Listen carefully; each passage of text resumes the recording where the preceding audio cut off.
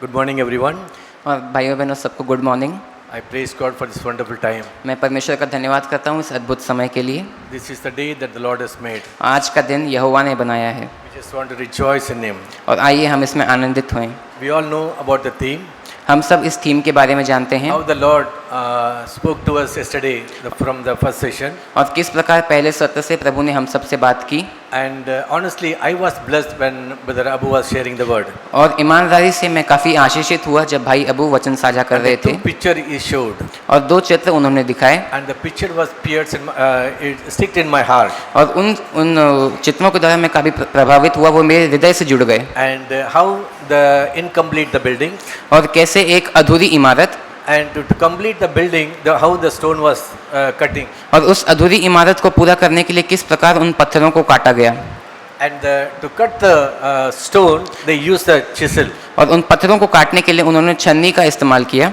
Chisel is very important. और जो छन्नी है वो काफ़ी महत्वपूर्ण है। Chisel used by carpenter and many other people. और वो जो छन्नी है उसका उपयोग बढ़ई करता है और भी कई लोग करते The हैं। plumber and fitter, they are using the chisel. और कई प्लम्बर लोग और कई मिस्त्री लोग और भी कई लोग उस छन्नी का इस्तेमाल The करते हैं। electrician also use the chisel. और जो इलेक्ट्रिशियन होता है वो भी उस छन्नी का इस्तेमाल It's a करता small है। tool, it's an iron tool, it's very important. और वो एक काफ़ी छोटा हथियार है, लोहे का हथियार है, वो काफ़ी महत्वपूर्ण That है। gives a lot of help to the plumber and carpenter and electrician. और वो प्लम्बर की, बढ़ई की और इलेक्ट्रिशियन की, इन तीनों की काफ़ी सहायता करता है। Today, what the Lord is speaking to us about the chisel.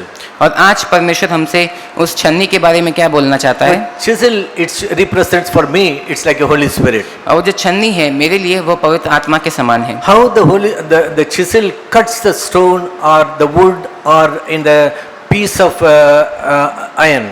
और कैसे वो जो छन्नी है वो उस लकड़ी को या उस पत्थर को एक आकार देती है। The same way the Holy Spirit of God is touching our life, making strong and is removing all the unimportant things in our life. और उसी प्रकार से पवित्र आत्मा हमारे जीवन को स्पर्श करती है और हमें मजबूत बनाती है और जो भी अनावश्यक बातें हमारे जीवन से उन सभी को निकालती So है। that is why every day I need the Holy Spirit, we need the Holy Spirit. और इसीलिए हर रोज हमें पवित्र आत्मा की आवश्यकता है, मुझे आवश्यकता है, आपको आवश्यकता है। So to build the house of God, तो परमेश्वर का घर बनाने के लिए we need we have to be a one stone, perfect stone. और हमें एक पहले तो एक काफी सिद्ध पत्थर बनना पड़ेगा। Every person will come to a special place in their building. और हर एक व्यक्ति उस इमारत के अंदर एक खास जगह पर आएगा। It's like a living stone. वह एक जीवित पत्थर के समान है। So do we have the interested to be a part of building the house of God? तो क्या हम इस बात में रुचि रखते हैं, परमेश्वर के घर के एक हिस्से बनने में क्या हम रुचि रखते हैं? Or do we interested to change our inner life? क्या हमारे जीवन के अंदर कोई बदलाव आए, कोई सुधार आए, क्या इस बात में हम रुचि रखते हैं? Definitely the reason we are here to learn many things to purify ourselves. और इसीलिए निश्चित तौर पे हमारे यहाँ पर होने का कारण ये है कि हम कई चीज़ें सीखें और अपने आप को शुद्ध करें। That is why we are here. इसीलिए हम सब यहाँ पर हैं। Taking leaves and spending money and coming to this place to learn something to obey the word of God. हम अपने काम पर से छुट्टियाँ लेते हैं, यहाँ पर आते हैं, पैसा खर्च करते हैं परमेश्वर के वचन से सीखने के लिए और उसका पालन करने के And लिए। the first Peter chapter 2 verse 1 it says. पहला पत्रस दूसरा अध्याय उसका पहला वचन इस प्रकार कहता है। What second verse? पहला पत्रस दूसरा अध्याय उसका दूसरा वचन। Brother was shared the 5 things we need to remove from our life. और भाई ने उस दिन साझा किया कि जो 5 बातें जिन्हें हमें अपने जीवन से निकालना है वो ये हैं। First Peter chapter 2 verse 5. पहला पत्रस दूसरा अध्याय उसका पहला वचन। Second. हाँ, 2:5. पहला पत्रस दूसरा अध्याय उसका 5वां वचन। तुम भी अब आप जीवित पत्थरों के समान आत्मिक घर बनते जाते हो जिसमें याजकों का पवित्र समाज बनकर ऐसे आत्मिक बलिदान चढ़ाओ जो यीशु मसीह के द्वारा परमेश्वर के ग्रहण योग्य हैं। Here I notice there are some of the things Peter it's clearly noted in this place. और मैंने इस जगह पर ध्यान दिया कि पत्रस ने यहाँ पर कई बातों के ऊपर जोर दिया है। One is we should be a living stone. पहली बात कि हम एक जीवित पत्थर होना चाहिए। Our house should be a spiritual. हमारा घर आत्मिक घर होना चाहिए। We should be called a priesthood. हम याजकों के पवित्र समाज से आए हैं to offer a spiritual sacrifice. प्रभु यीशु मसीह को एक आत्मिक बलिदान चढ़ाने And के finally लिए। acceptable to God through Jesus Christ. और ये जो आत्मिक बलिदान है वो परमेश्वर को, प्रभु यीशु मसीह के द्वारा परमेश्वर को ग्रहण योग्य है। These are the important things in our life. और ये महत्वपूर्ण जीवन है हमारे महत्वपूर्ण चीज़ें हैं हमारे So जीवन how में। we are going to, to build the house of God? तो कैसे हम उस परमेश्वर के घर का निर्माण करने जा रहे हैं? The Bible it says house of God. Bible परमेश्वर के घर को बताती है। In some other translation it's a palace. और कई और अनुवाद के अंदर उसे एक भवन का नाम दिया गया है। Sometimes we can see how the palace wonderfully made and kept so many good things in that house. और कई बार हम देखते हैं कि उस महल को किस प्रकार उसका निर्माण किया जाता है और कई अच्छी वस्तुएं उस महल के अंदर रखी So जाती today हैं। we all are here, part by part, stone by stone, to build or to be part, to fit in one corner or one place in the house of God. और इसीलिए आज हम सब यहाँ पर हैं, एक के बाद एक उस महल के अंदर, उस परमेश्वर के घर के अंदर एक हिस्सा बनने के लिए आज हम सब यहाँ So पर our आए brother हैं। has said, whatever we are going to do, we are going to do the glory of God, not for our self-impose or self-glorification. और जैसे भाई ने कहा कि हम जो कुछ करें वो परमेश्वर की महिमा के लिए करें, खुद की महिमा के लिए नहीं। 1 Corinthians Paul says in chapter 10 verse 31, the second part. पहला कोरिन्थियों 10वां अध्याय उसका 31 वचन का दूसरा भाग इस प्रकार से कहता है। 1 Corinthians chapter 10 verse 31, the second part it says like this. पहला कोरिन्थियों 10वां अध्याय उसका 31 वचन उसका दूसरा भाग। Whatever you do it all for the glory of God. सब कुछ परमेश्वर की महिमा के लिए करो। Whatever you do, all. जो कुछ करो उसमें से सब कुछ परमेश्वर की महिमा That के लिए means करो। everything we are going to do that only for the glory of God. इसका अर्थ है कि जो कुछ हम करते हैं या सब कुछ हम करते हैं वो केवल परमेश्वर की महिमा के लिए है। Today in this place, whatever we are doing, not for showing to someone, we are doing for the glory of God. और इसीलिए इस स्थान में आज हम जो कुछ कर रहे हैं किसी को कुछ दिखाने के लिए नहीं कर रहे हैं, पर हम परमेश्वर की महिमा के लिए वह कर रहे हैं। Do we have the same heart? No, I am doing for the glory of God. क्या हमारा वही हृदय है कि मैं यह कार्य परमेश्वर की महिमा के लिए कर रहा हूँ? Or somebody is watching me so that it will be pleasant to me. और या फिर कोई मुझे देख रहा है तो ये मेरे लिए काफ़ी अच्छा होगा। One more verse in Colossians chapter 3 verse 17 it says. कुलुसियों उसका 3वां अध्याय उसका 17वां वचन इस प्रकार कहता है। Colossians chapter 3 verse 17. कुलुसियों 3वां अध्याय उसका 17वां वचन। And whatever you do or say, do it as a representative of the Lord Jesus. तुम जो कुछ करो ऐसे करो कि मानो प्रभु यीशु मसीह के लिए कर रहे हो। It's a NLT translation. ये न्यू लिविंग ट्रांसलेशन का अनुवाद है। So we are as a representative of God. हम प्रभु यीशु मसीह के गवाह हैं। Whether we are speaking to someone, चाहे हम किसी से बात कर रहे or we are हैं doing some work in the house of God, या फिर हम परमेश्वर की देह में कुछ कार्य कर रहे हैं, we are the representative. हम प्रभु यीशु मसीह के गवाह हैं। That means I am not the owner, you are not the owner. इसका अर्थ है कि आप मालिक नहीं हो, मैं मालिक नहीं हूँ। Brother Prabhu Kumar came to Nasik. He gave some few works about his work. और भाई प्रभु जब नासिक आए तो उन्होंने अपने काम के बारे में कुछ साझा किया। And I used to, calling some people, और मैं कुछ लोगों को कॉल कर रहा था as a representative. और एक गवाह के रूप में। All the 4 companies, they are asking, calling me and asking what should we do. और वो जो सारे कंपनी के लोग थे वे मुझे कॉल कर रहे थे, वो मुझसे पूछ रहे थे कि हमें क्या करना चाहिए। But I am not giving my opinion to them.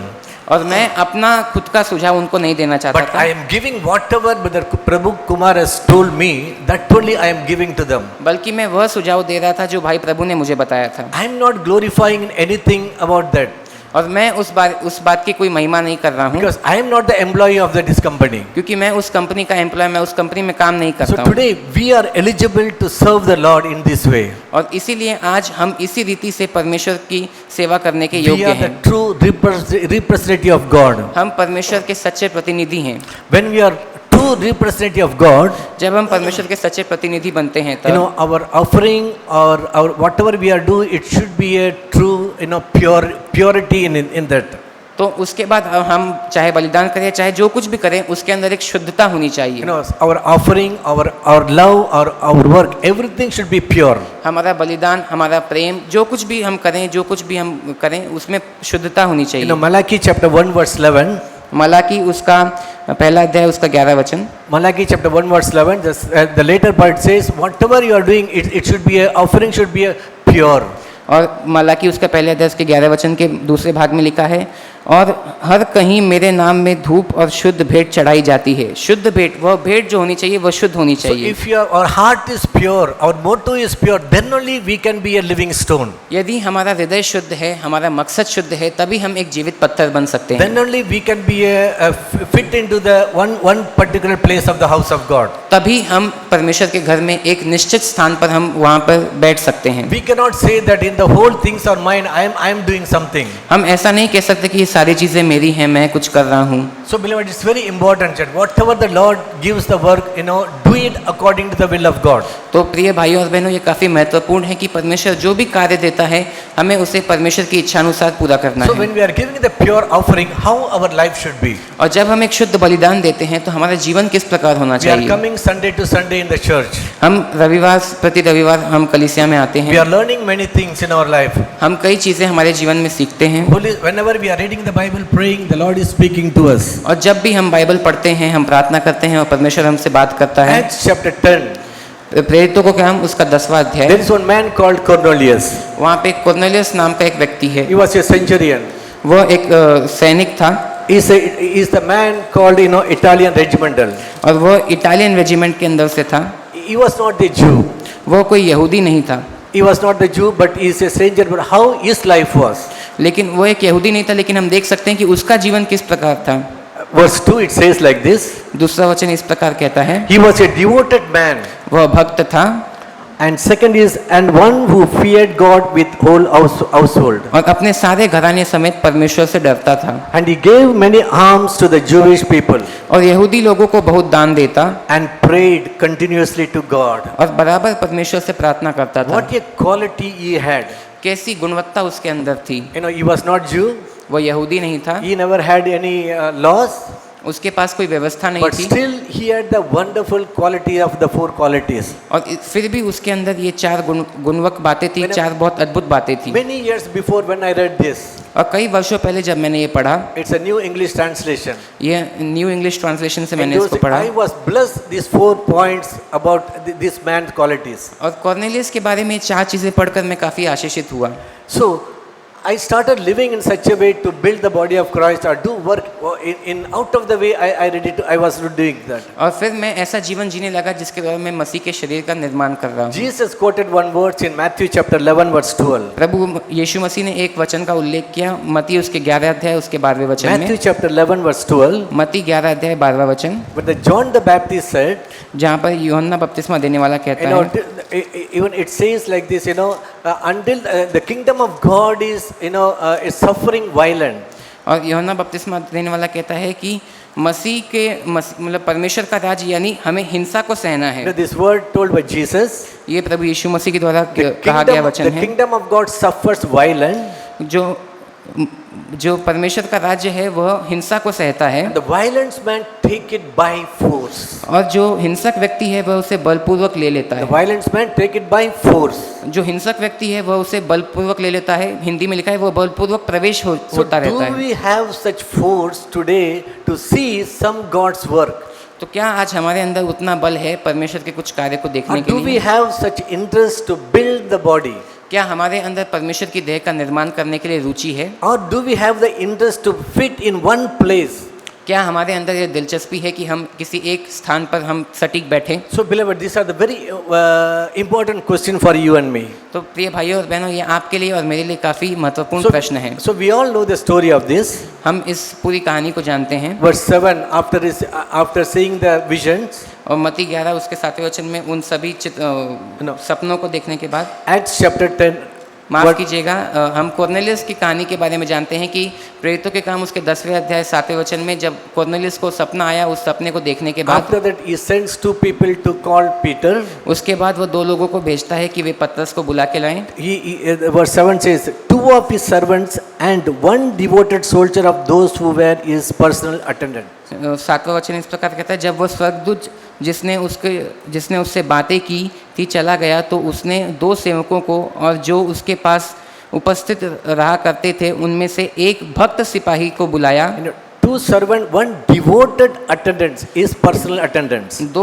दो सेवकों को और एक भक्त सिपाही को उसने बुलाया। So we all know, as you are sending to Peter, तो जैसे वो लोगों को भेज रहा था, now verse 24 it says like this. 24 वचन इस प्रकार कहता है, He was not, after receiving the vision, he was not sitting quietly at home. और उस सपने को देखने के बाद वो घर पे शांति से नहीं बैठ गया। These people went to call Peter.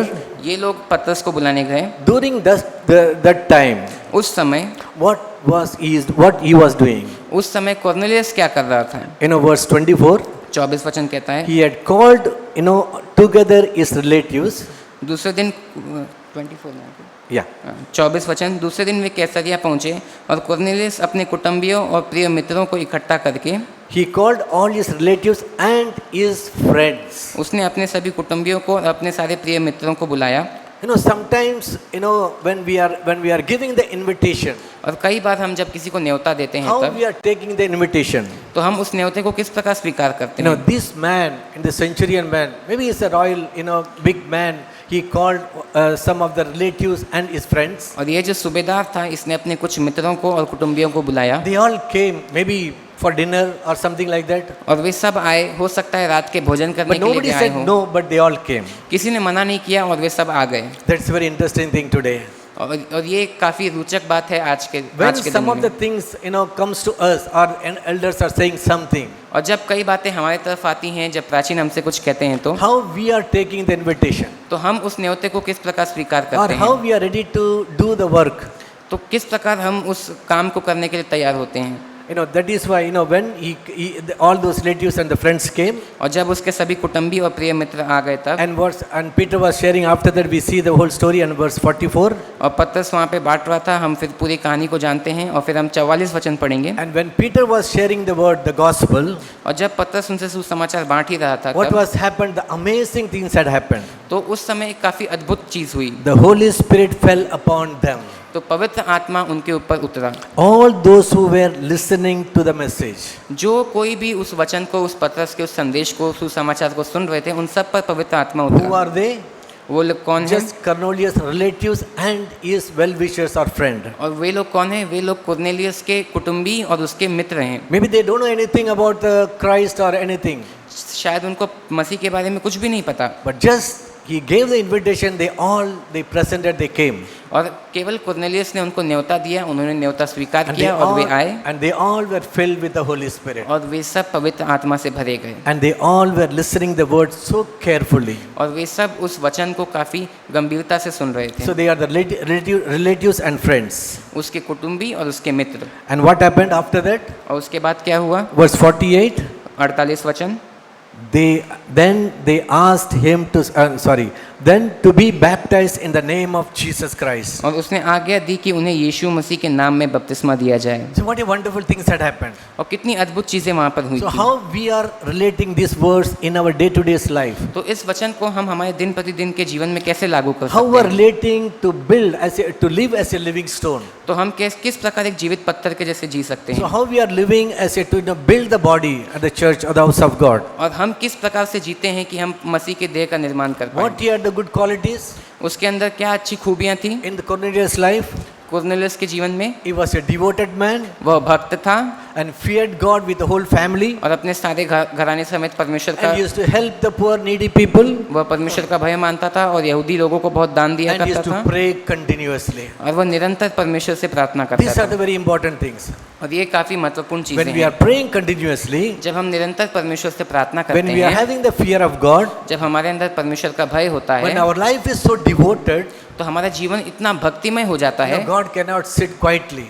तो परमेश्वर शांति से नहीं बैठ He has to सकता। come down, or he has to send the ministering angels to help us. तो उसे फिर अपने स्वर्गदूतों को हमारी सहायता के लिए भेजना पड़ता So है। beloved, as we are coming in such a time, तो प्रिय भाइयों बहनों, और आज हम इस समय में जो how इकट्ठा हुए हैं, our life is built for God, हमारा जीवन परमेश्वर के लिए किस प्रकार बनाया how गया है, our individual life is built for God, हमारा व्यक्तिगत जीवन किस प्रकार परमेश्वर के and लिए बनाया how गया our है, family life is built for God. और हमारा पारिवारिक जीवन भी किस प्रकार परमेश्वर के लिए बनाया गया है। Like Cornelius' life, कॉर्नेलियस के जीवन के समान do we have the same passions to bring fear of God in our family along with the children? तो क्या आज हमारे अंदर वो इच्छा है कि कॉर्नेलियस के समान हम परमेश्वर के भय को हमारे परिवार में, हमारे बच्चों के बीच में And लाएं continuously to pray.